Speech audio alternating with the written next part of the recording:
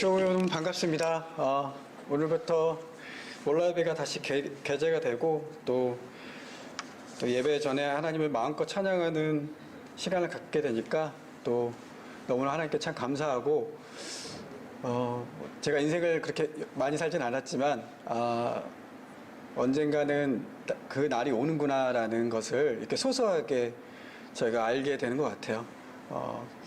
어떻게 신앙의 눈으로 바라보면 지금 보이는 우리의 암울한 미래 그리고 힘든 상황이 언젠가는 그 날에 언젠가는 소망으로 바뀐다는 것을 우리가 이렇게 일상의 삶을 통해서 이렇게 보게 되지 않나 싶습니다.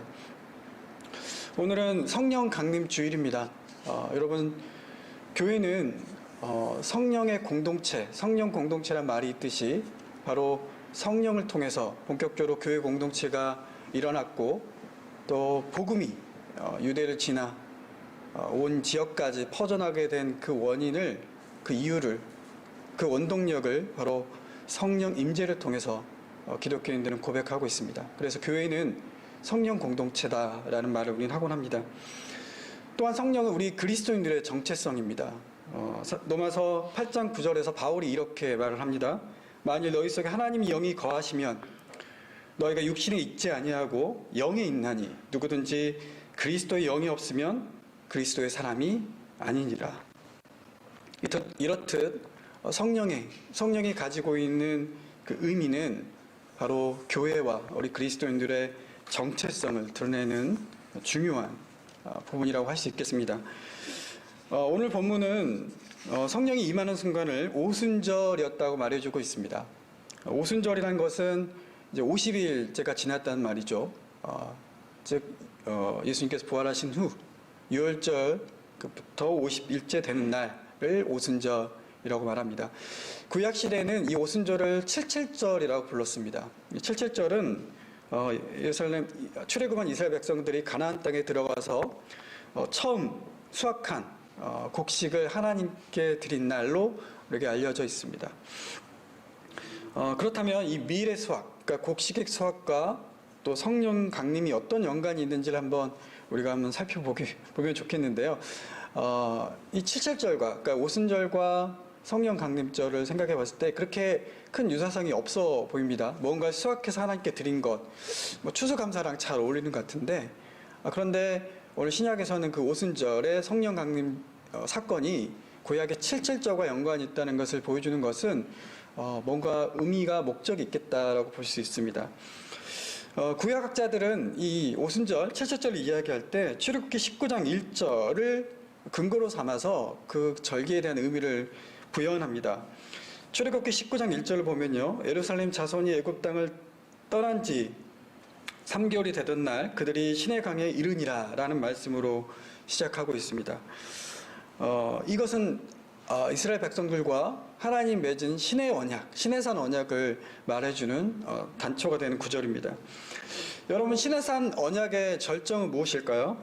시내산 언약하면 생각나는 게 무엇입니까? 모세가 산으로 올라가서 하나님을 볼 수가 없어서 이렇게 얼굴을 가리우고 하나님 말씀을 듣고 나서 하나님께 받은 게 있죠. 바로 십계명입니다. 그렇다면 이 시내산의 절정이 바로 이 십계명일까요? 이 돌판 두 개가 바로 하나님께서 주신 약속을 보여주는 절정의 어떤 증거가 되는 것일까요? 그런데 학자들을 따르면 이 십계명 사건에서, 그러니까 시내산 언약에서 가장 중요한 것은 첫 번째 계명, 십계명의 첫 번째 계명이 선포되기 전, 바로 직전에 등장하는 이 구절이 가장 중요하다고 말합니다. 출애굽기 20장 1절과 2절인데요. 제가 읽어볼게요. 하나님이 이 모든 말씀으로 말씀하여 이르시되 나는 너를 애굽 땅 종 되었던 집에서 인도해낸 내 하나님 여호와니라. 이것이 바로 시내산 언약에서 가장 중요한 사건이라고 말할 수 있는 것입니다. 십계명, 10가지 계명을 지켜라. 하나님께 주신 그 십계명이 가장 중요한 게 아니라 십계명을 너희들이 지켜야 될 그 당위, 그 목적이 무엇이냐? 그것은 바로 내가 너의 하나님이다 라는 하나님의 자기 고백, 자기 선언을 통해서 바로 십계명이 나오는 것이거든요. 즉, 이 십계명을 가진 목적, 십계명을 지켜야 할 목적은 이걸 지켜야만 내가 뭐 하나님 백성이 된다 라는 것이 아니라 하나님의 백성으로 불림을 받은 이들이 하나님의 백성으로 살아가야 될 그 명령을 담고 있는 게 십계명입니다. 그래서 착각하면 안 돼요. 십계명을 지켜야 된다라는 그 목적은 우리가 그걸 지켜야만 우리가 하나님의 자녀가 된다, 복을 받는다는 개념이 아니라 구원받은 이들이 하나님의 자녀로서 살아가는 법에 대해서 이야기하고 있는 것입니다. 자, 그렇다면 이 7.7절, 이 오순절이 가지고 있는 목적은, 의미는 단순히 첫 수확을 드린 곡식을 하나님께 드렸다는 것이 아니라 그 하나님이 바로 출애굽을 시킨 우리를 구원하신 하나님이시고, 그리고 그 하나님이 우리의 하나님이 되시고 우리는 그분의 백성이 되었다라는 것이 바로 이 7.7절 오순절이 가진 의미가 될 수 있습니다. 그렇기 때문에 그들이 어떤 삶을 살았든 간에, 그들이 종이었던 간에 자유인이었던 간에 하나님의 백성이 된 이상 누구든지 새로운 삶을 살 수 있었다, 하나님 백성으로 살 수 있었다는 것이 바로 오순절이 가진 의미입니다. 그 오순절이 가진 의미와 성령 강림과 어떤 연관이 있을까? 이렇게 해석할 수 있겠죠. 성령을 받은 우리 모두는 바로 하나님 백성이 되어 새로운 삶을 살 수 있게 되었다는 것입니다. 그것은 비단 유대인들 뿐만 아니라 사도행전 1장 8절에서 예언했던 것처럼, 말씀하셨던 것처럼 성령 임재를 통해서 우리가 사마리아와 온 유대와 땅끝까지 이르러 내 증인이 된다. 그 말씀을 통해서 하나님 나라의 백성이 단순히 유대 지역에만 머물러 있는 것이 아니라 온 세계 민족에 바로 나는 내 하나님이라는 선포가 바로 이루어진다는 것입니다. 구약의 오순절에서는 하나님이 이스라엘을 자기 백성 삼기 위해 십계명을 주셨다면, 신약의 오순절, 오늘 성령 강림절은 온 세계 모든 민족을 위해 하나님 백성으로 삼으시고 교회를 주셨다는 것입니다. 그렇기 때문에 성령 강림절은 교회의 정체성을 담고 있는 것입니다. 교회의 정체성은 바로 예수 그리스도를 믿는 자, 성령을 체험한 자는 누구든지 하나님의 자녀가 된다는 것입니다. 좀 더 본문을 살펴보도록 하겠습니다. 사도행전 2장 2절부터 4절까지는 성령에 대한 임재를 아주 세밀하고 역동적으로 묘사하고 있습니다. 먼저 제 눈에 들어온 단어는 하늘이라는 단어였어요.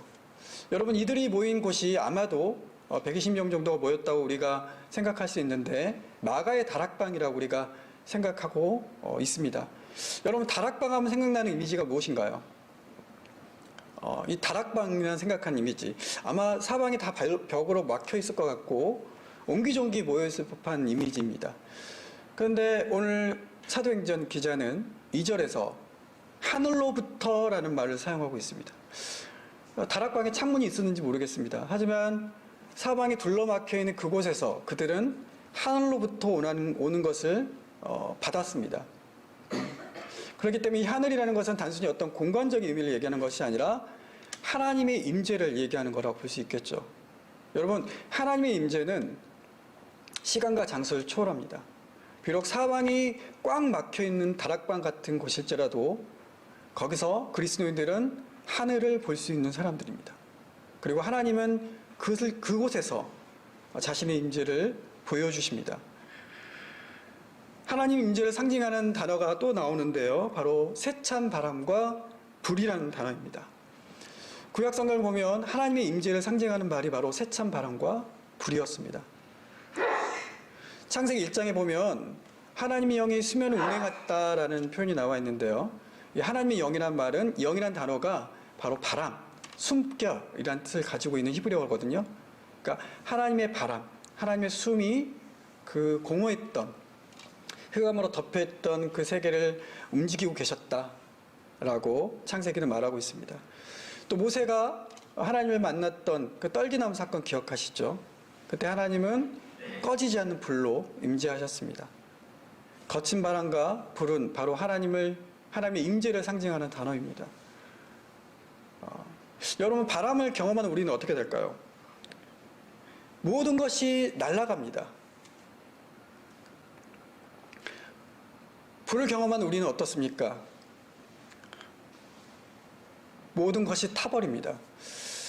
하나님을 경험한 이들은, 하나님의 임재를 경험한 이들은 새로운 삶을 살게 된다는 이유는 바로 이 바람과 불과 같은 하나님의 임재 때문입니다.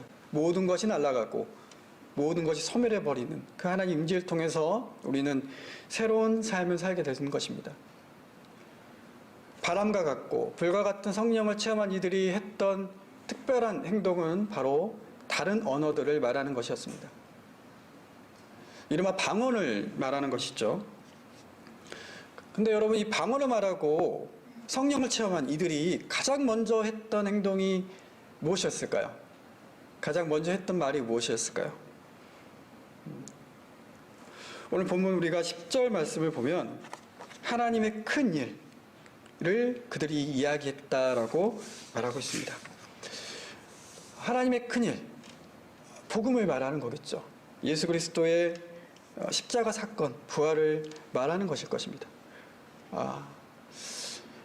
성령을 체험해서 전 존재가 바람에 의해서 씻겨 날아가고 불로 인해서 모든 존재가 타버린 후 하나님의 임재를 경험한 이들이 했던 그 방언이라는 것이, 그 방언의 은사를 체험한 이들이 가장 먼저 했던 그 일이 바로 하나님의 큰 일을 이야기하는 것이었습니다. 여러분, 우리가 본문을 계속 살펴볼 텐데 이들이 방언으로 다른 나라 말로 하나님의 큰 일을 이야기할 때, 그때 오순절을 지키기 위해서 온 지역에 살던 디아스포라 유대인들이 예루살렘 성에 모였을 때 그들이 하는 이야기를 듣고 놀랐다고 얘기하고 있잖아요. 그럼 우리는 이렇게 상상해 볼 수 있습니다. 다락방에서 과연 방언으로 이야기했을까?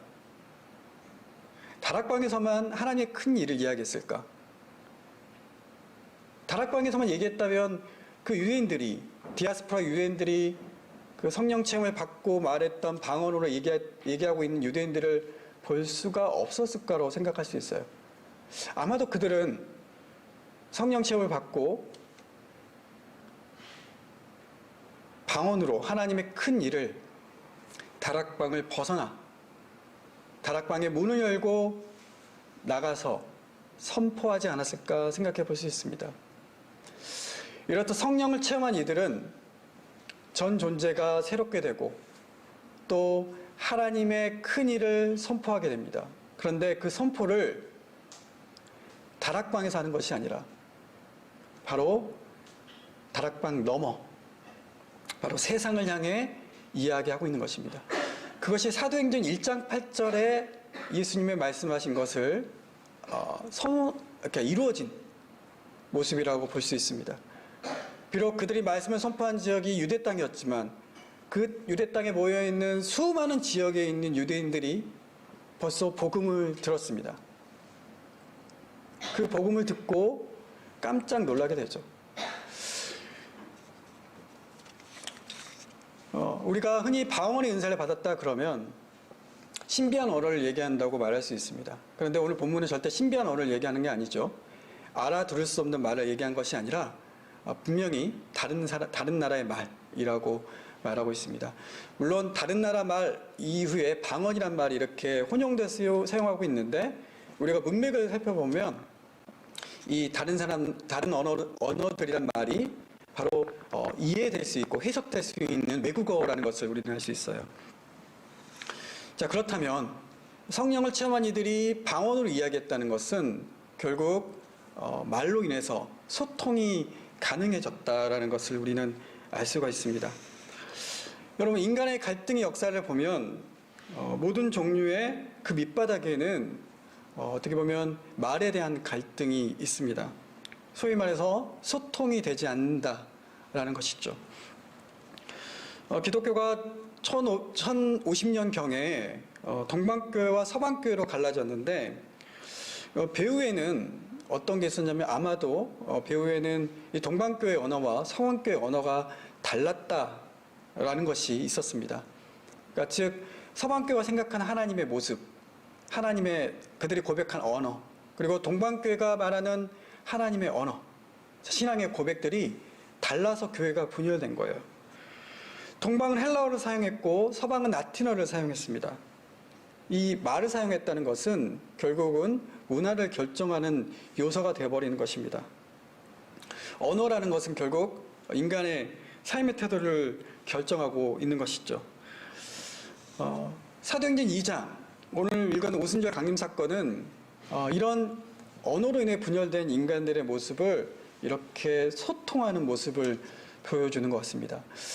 마치 바벨탑에서 창세기에 나타난 바벨탑 사건에서 그들이 하나님처럼 되기 위해서 탑을 높게 쌓기 위해서 하나님께서 내린 그걸 보시고 하나님께 내린 벌이 있었죠. 그것은 바로 그들의 언어를 혼잡하게 하신 거였습니다. 바로 소통이 되지 않기 위해서였습니다. 바벨탑 사건에 대한 회복이 오늘 성령 강림을 통해서 이루어지고 있는 것입니다. 그들이 다른 언어로 하나님에 대한 복음을 선포할 때 그들이 그 말을 이해할 수 있게 되었다라는 것은 결국 하나님 안에서 소통된 모습을 보여주고 있습니다. 여러분, 오늘날 우리 그리스도인들에게 방언은 어떤 것일까요? 그러니까 알아들을 수 없는 그 방언 말고 우리가 생각하는 방언 말입니다. 마치 사람들이 볼 때 외국어를 말하는 것 같아. 최근에 제가 우리들의 노맨스라는 드라마를 보고 있는데 분명히 제주도 말을 하고 있는데 밑에 자막이 깔려 있더라고요. 예, 해석을 좀. 예. 분명히 교회 안에서도 세상 사람들이 보기에 속칭 쟤네들 뭐라고 하는 거야? 라는 말이 분명히 존재한다는 것입니다. 말은 행동 양식을 규정한다고 그랬죠. 이렇게 볼 수도 있습니다. 그리스도인의 행동을 보고 참 이해가 되지 않네. 도저히 소통이 되지 않네. 라고 말할 수 있는 것이죠. 성령을 체험한 이들은 소통이 가능해지는, 소통하는 사람들입니다. 최근 2020년 기도기운실에서 조사한 발표한 자료가 있습니다. 한국교회 신뢰도 조사라는 게 있는데 거기에 보면 일반 국민들이 교회와 기독교인을 보는 시선을 좀 여론조사를 통해서 설문조사를 통해서 제법 디테일하게 제시하고 있습니다. 2020년 기준입니다. 그 질문에 보면 한국교회를 신뢰하고 있느냐라는 질문이 있었는데 63.9%가 그렇지 않다라고 응답을 했습니다. 기독교인의 말과 행동이 믿음이 가느냐라는 질문에는 그렇다라고 응답한 게 32.9%였습니다. 3분의 2 정도는 그리스도인들을 신뢰하지 못한다고 대답한 것입니다. 교회의 말, 그리스도의 말과 행동에 대해서 신뢰하지 못한다. 근데 재미있는 것은요, 어느 종교가 사회활동을 열심히 하고 있느냐, 사회봉사활동을 열심히 하고 있느냐라고 했을 때 개신교가 1등이에요. 30.7%입니다. 그런데 한국교회가 교회 밖 세상과 잘 소통하고 있냐는 질문에는 61.6%가 그렇지 않다라고 응답하고 있습니다. 여러분, 세상 사람들은 교회가 좋은 일 하는 거 다 알고 있다는 거예요. 교회는 선행을 하는 곳이구나 라는 것을 알고 있다는 것입니다.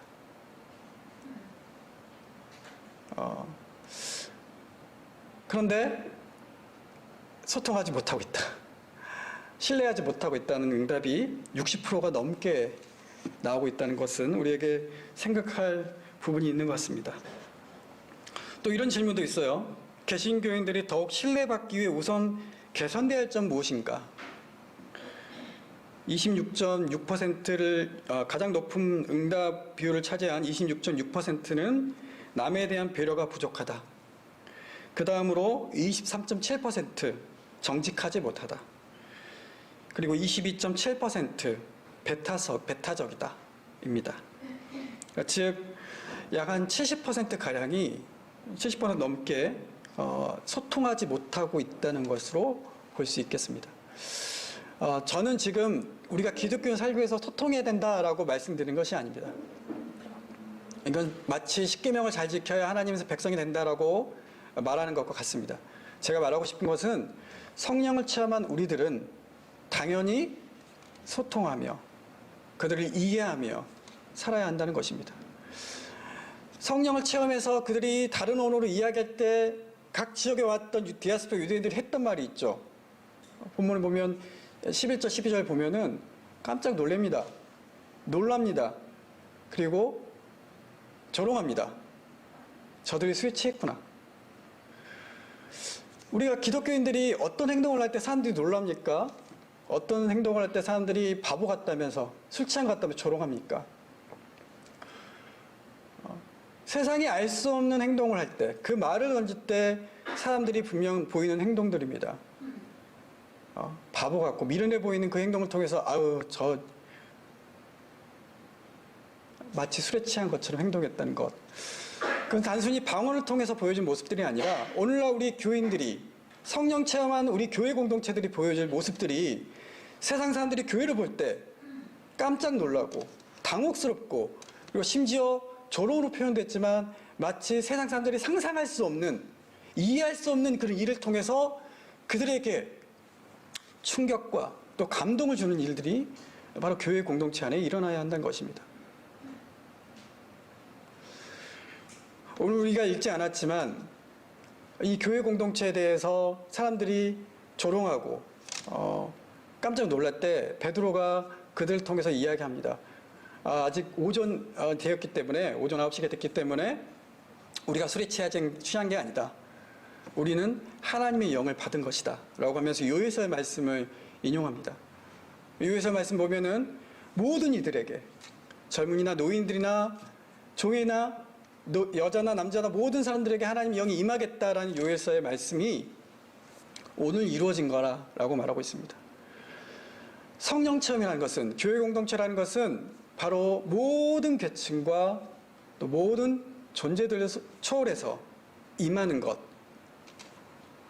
그것이 바로 교회 공동체의 모습인 것입니다.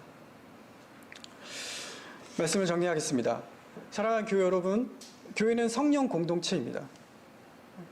교회는 하나님의 영이 임하는 곳입니다. 성령의 은사를 무엇 받았냐라고 열거하는 공동체가 아니라 성령의 열매를 맺어가는 곳이 바로 교회입니다. 교회는 다락방에 머물러 있어서 하나님의 임재만 기다리는 공동체가 아닙니다. 하나님의 임재를 경험한 후 다락방을 나가 주님의 복음을 선포하는 공동체입니다. 그 복음을 선포할 때 그들의 모습은 소통이었고 화평이었고 평화였습니다. 그리고 그 하나님의 영은 교회 넘어 아직은 하나님 믿지 않고 있지만 언젠가는 모든 사람들에게 주님의 영이 임할 거라는 비전을 가지고 살아가는 그곳이 바로 교회 공동체입니다. 저와 여러분이 우리 언덕교회가 이런 성령의 공동체를 함께 꿈꾸었으면 좋겠습니다. 우리만의 공동체가 아니라 우리를 뛰어넘어 이 땅 가운데 있는 모든 사람들에게 하나님 말씀을 증거하고 그 증거의 모습이 정말로 겸손하고 그들과 소통하며 나아가기를 기도했으면 좋겠습니다. 교회 언어로만 그들을 납득시키는 것이 아니라 세상의 언어로 그들을 납득시켰으면 좋겠어요.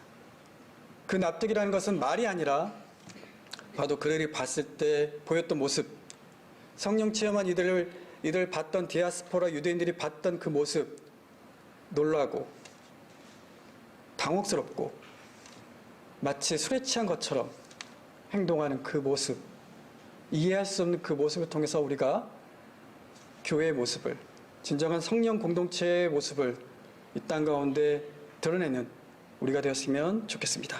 같이 기도하겠습니다. 하나님 감사합니다. 이 시간 저희가 성령 강림절을 맞이하여 다시 한번 성령의 공동체, 교회의 모습에 대해서 한번 살펴봤습니다. 하나님, 우리 안에 우리들만 소통하는 모습들이 얼마나 많은지요. 교회 안에서만 우리가 사랑을 이야기하고 정의를 이야기하고 평화를 이야기합니다. 그러나 실상 교회 밖에 나가면 우리는 여전히 그것들과 동떨어진 삶을 살고 있지 않은지 살펴봅니다. 주님, 우리가 세상 사람과 소통하며 또 하나님께서 우리를 자녀 삼아 주신 것처럼 이 땅 가운데 모든 사람들을 하나님께서 자녀 삼아 주시는 그날까지 우리가 복음을 증거하며 우리의 행동과 말을 통해서 그들에게 하나님을 온전히 전달하는 진정한 성령 공동체의 모습이 되기 원합니다. 우리 한 사람 한 사람이 교회로서 일상에서 그런 모습을 회복하게 하시고 또 그 성령의 감동을 통해서 우리가 하나님의 말씀과 또 하나님의 사랑과 하나님의 정의를 이 땅 가운데 살아내는 우리가 될 수 있도록 주님 인도해 주시기 원합니다. 예수님 이름으로 기도합니다. 아멘. 교회가 그 사회 봉사활동을 많이 하는데 한편으로는 교회 이미지가 별로 안 좋은데 교회가 소통을 결국 좀 세상과 소통을 잘 못하고 있는 것 같은데 뭐가 문제인지 어떻게 하면 소통을 좀 더 잘할 수 있을지 좀 목사님이 얘기를 해주시면 좋을 것 같습니다. 그러니까 저는 두 가지로 생각해봤는데 첫 번째는 그 교회가 그 교회다움을 유지하는 게 첫 번째라고 생각해요. 그 뭐냐면 제가 예전에 설교 시간 한번 나눠드린 적이 있는데 그 기독교 단체 중에 이제 희년함께라는 단체가 있는데 그 희년이라는 말 자체가 굉장히 그 복음 중에서 가장 사회적인 공공성을 담고 있는 말이지 않습니까? 근데 새년함께 사무국장이 했던 말을 제가 한번 소개시켜 드린 적이 있는데 교회에 부족한 게 떡이 아니라 생명이라는 말을 한 적이 있어요. 그러니까 저는 교회의 본질을 회복하는 게 교회가 세상과 소통하는 방법이라고 생각합니다. 그러니까 교회가 어떤 선행과 어떤 구제, 이거 참 중요하죠. 그게 예수님 시대에도 의를 표현하는 경건한 사람들이 했던 행동들인데 근데 예수님도 그걸 지적하시잖아요. 그게 외식하는 거라고 지적하잖아요. 결국 교회가 그 선행과 그 교회의 선행과 구제가 외식하지 않으려면 교회는 교회다움을 유지해야 되는데 저는 교회는 개인적으로 성령 공동체라고 하는 것은 결국 저는 예배 공동체라고 생각해요. 그러니까 무엇이냐면 예배 가운데서 우리가 하나님의 임재를 경험하고 그 안에 생명을 우리가 체험을 해야 한다는 것이죠.